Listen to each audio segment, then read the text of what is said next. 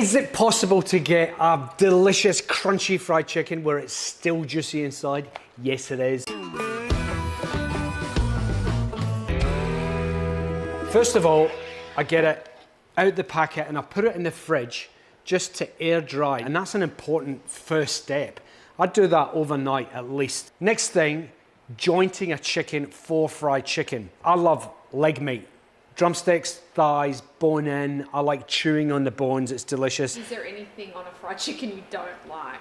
No. So here we go. I'm gonna take the wishbone out.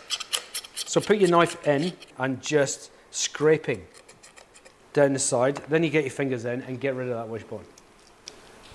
There it is. That one broke, but there's your wishbone. Do you remember when you were a kid? Did your mum used to dry the wishbones out and do the little thing? Always. How cool was that? Always. It was hard because there was 3 kids in our house. I win. So we're going to take our legs and cut up here and just break them off like that. Get your knife, run it along the back and then straight down to the end of the bird and it will take all of that off. Now, what we've got here is bone-in thigh and a drumstick, okay? Get your knife, bosh, straight through. Second leg, same as the first. There we go. It just looks really weird. It's chicken. I know. This part here, just go in and cut that little flap off of the spine. Same on the other side. Here, you just fold that back and that is going to be for our stock. The spine, obviously you can see a line that runs straight down. So I'm going to go to the side of it and I'm going to cut straight down. And because the wishbone's not there, happy days. So now we're going to go and cut straight down. So you've got to think, I'm going to get 3 pieces of chicken out of this one. I'm going to get the wing and a big part of the breast. And then we're just basically cutting this one in half now. And that can go here, ready to go. This is not a video for vegans. And there we are. What do you think, Loz? It's, I'll be happier when it comes out of that oil.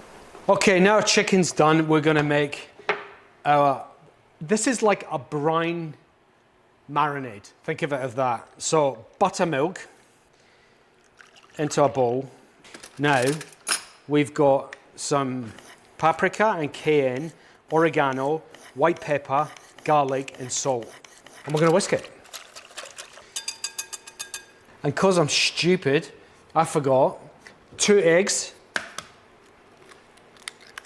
Now this slightly unusual one, putting the eggs in there, it gives the fried chicken the longevity.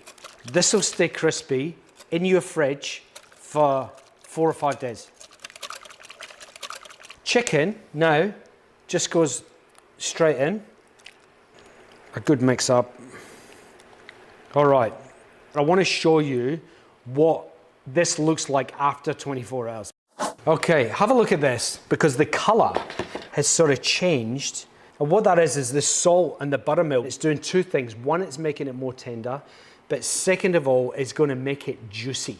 The dredge, plain flour, corn flour, and baking powder. Mix it all up, sift it together into a wide bowl, and I'm going to get some of the marinade and just put it on top of my flour. What I worked out after a long period of time was that the best bits are always the last 2, 3 that you do. They're the most crunchy, the most delicious. And there's a reason for that. It's because there's bits of marinade, excess that's fallen off the chicken and hardened up with the flour. And those are the really crunchy bits, right? So put them in at the beginning, ready for the first bits of chicken. So your first piece of fried chicken will be just as good as your last. Okay, so we're gonna grab our pieces of chicken, get it in there. The more marinade that hits the flour, the crunchier it's gonna be. So now we're just gonna turn each piece over and then press it down. And this bit is critical. You must leave the chicken in this flour mixture, just sitting in the flour for at least an hour. And if you don't do that, your chicken coating will fall off your chicken when you put it in the oil. So this is now ready to go in the pot. I'm starting mine at, it's almost at 190 degrees Celsius because I'm gonna drop an entire chicken into this. So just grab as much chicken as you can and safely drop it into the oil. One last thing, for the first 3-4 minutes, don't touch it. Let it sit and cook, and that'll make sure that the batter stays on the chicken itself, okay? It's been 10 minutes. Come on, look at that. Who needs the kernel? Seriously. Fried chicken. This makes me so happy. I can't even begin to tell you. Wow. And there you go. That's my fried chicken. I guarantee you when you make this fried chicken, you'll never use another recipe.